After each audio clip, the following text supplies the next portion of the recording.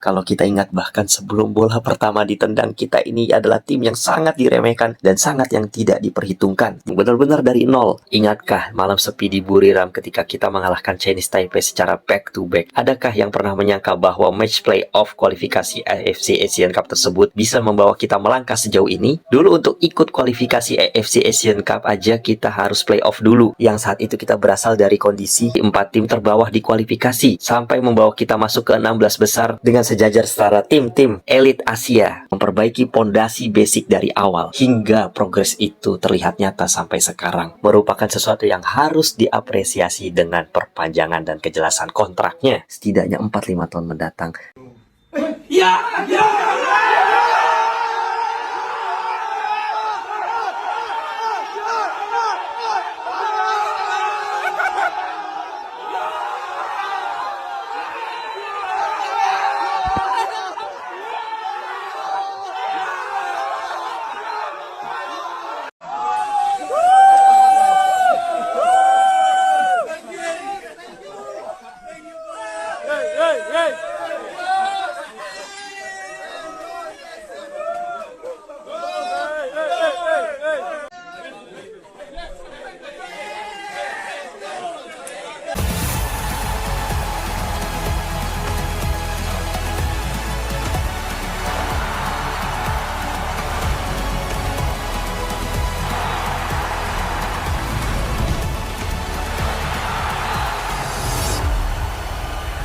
Hola, salam fans Garuda. Alhamdulillah, Indonesia untuk pertama kalinya mencetak sejarah lolos ke 16 besar setelah Kyrgyzstan bermain imbang 1-1 melawan Oman. Ya, keberhasilan Kyrgyzstan ini perlu diapresiasi karena tanpa permainan fair play dari kedua tim ini mungkin timnas kita nggak akan lolos ya. Di mana pertandingan yang berlangsung di Abdullah bin Khalifa Stadium tersebut berjalan ketat dengan penguasaan bola 43/57 untuk Oman dan juga menghasilkan percobaan menembak 6/17 di antara kedua tim tersebut, di mana menghasilkan 2 on target untuk Kyrgyzstan dan 4 on target untuk Oman. Tapi dari 2 on target tersebut, alhamdulillahnya Kyrgyzstan berhasil mencetak gol penyama kedudukan. Di mana saat pertandingan baru berjalan 8 menit, Oman unggul lebih dulu lewat Mohsin Al-Ghazani di menit-menit awal bagi Oman atas Kyrgyzstan. Dan yang makin bikin was-was adalah ketika keunggulan Oman ini bertahan begitu lama hingga menit ke-80, di mana akhirnya Joel Kojo dari Kyrgyzstan yang mampu melesahkan gol penyelamat bagi timnas Indonesia untuk meneruskan asa lolos ke babak ke-16 besar untuk pertama kalinya mencetak sejarah di Piala Asia. Setelah sebelumnya kita berpartisipasi di 4 edisi Piala Asia, di mana tahun 96 dan tahun 2004 bahkan sampai 2007 kita sama sekali tidak pernah lolos ke fase berikutnya di Piala Asia. Bahkan setelah 2007 itu 16 tahun sudah kita tidak pernah bermain lagi di pentas paling bergengsi dan terbesar se-Asia ini. Dan ini untuk pertama kalinya sejak datang pelatih dari Korea Selatan dengan kaliber pelatih Piala Dunia yang bernama Shin Tae-yong, di mana dirinya mencatatkan sejarah sebagai pelatih pertama yang mampu membawa Garuda Muda terbang tinggi hingga ke level Asia, ke Piala Asia lewat jalur kualifikasi,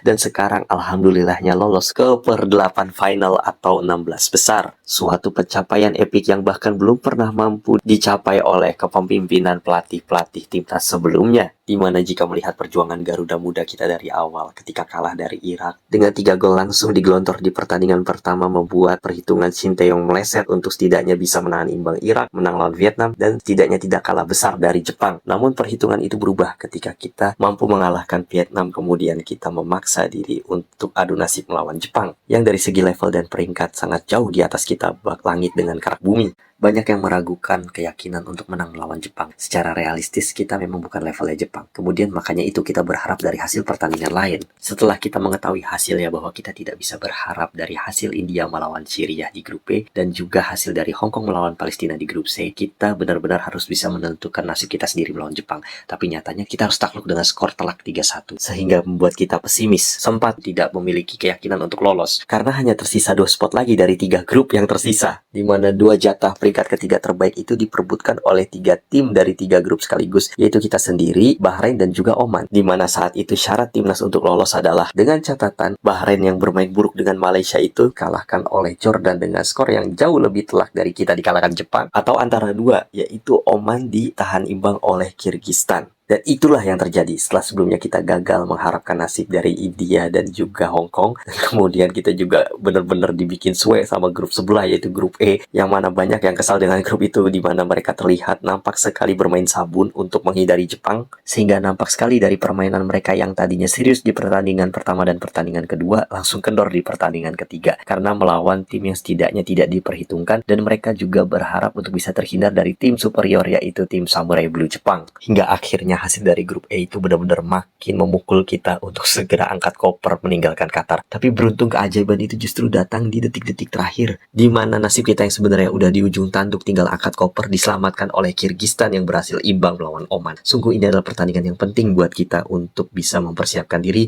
pertama kalinya, menguji seberapa jauh kemampuan kita untuk tes mental, menjawab tantangan dari tim sang juara grup B pemuncak di klasmennya, yang sudah lebih dulu menunggu kita dengan kaliber Piala Dunia di peringkat 23 dunia. Siapa lagi kalau bukan The Socceroos tim nasional Australia, di mana untuk pertama kalinya tim nasional Indonesia dengan Garuda mudanya ini tak pernah takut melawan tim manapun di Piala Asia, terutama di fase gugur melawan tim kaliber Piala Dunia, melawan pemegang satu gelar di Piala Asia. Coach Shin Tae-yong memang belum pernah memberikan gelar berbentuk piala di Indonesia. Tetapi dengan pencapaian ini, justru seharusnya federasi melek dengan basic kualitas kompetisi liga yang belum baik-baik saja dan juga pembinaan yang sedang dilakukan. Kemudian Coach Shin bermodalkan para pemain dengan rataan usia termuda di pentas turnamen Piala Asia ini. Kalau kita ingat, bahkan sebelum bola pertama ditendang, kita ini adalah tim yang sangat diremehkan dan sangat yang tidak diperhitungkan. Di mana materi pemain kita sendiri ini sebenarnya minim menit bermain,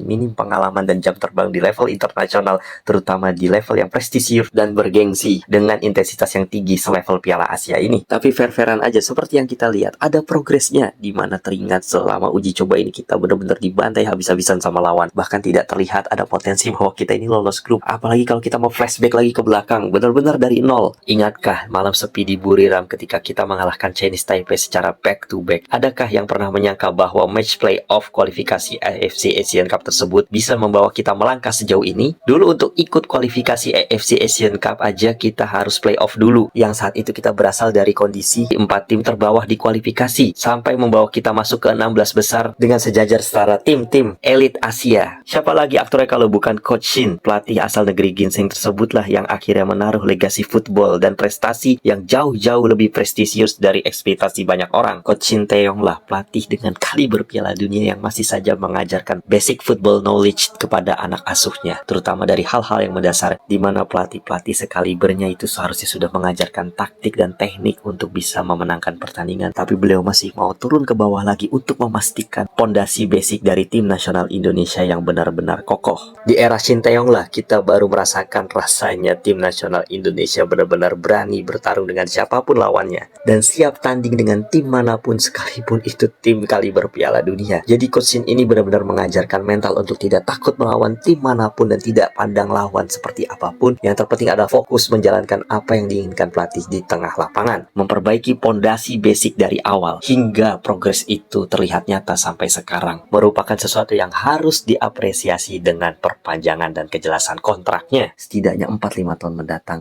karena kita masih banyak event yang harus diikuti dengan pondasi muda yang sedang dibentuk hingga matang nantinya dari sekarang ini. Bicara prestasi, memang betul Shin Tae-yong ini belum memberikan trofi sedikit pun, tapi setidaknya Shin Tae-yong itu datang dalam keadaan sepak bola kita yang tidak baik-baik saja ya. Setelah hancur di tangan Simon McManamy, sebelumnya juga pernah di-ban oleh FIFA, dia datang memperbaiki yang seharusnya bukan tugas dia, dan dia memberikan kesempatan bagi anak-anak muda untuk menemukan menit bermain, memberikan pengalaman, bahkan hingga di level seprestisius dan setinggi Piala Asia. Kenapa saya bilang tinggi? Karena intensitas di pertandingan Piala Asia ini bukan main-main. Kita bertemu tim-tim dengan kaliber Piala Dunia, itu yang perlu diingat, dan Coach Shin menanamkan mental pemenang di setiap matchnya. Walaupun hasilnya belum memuaskan, tetapi setidaknya ada progres yang terus bergerak menanjak hingga kita menemukan ritmenya sebagai salah satu kekuatan baru setidaknya di papan tengah level Asia. Sampai di sini pembahasan kita tentang rentetan tim nasional Indonesia selama dibesut oleh Shin Tae-yong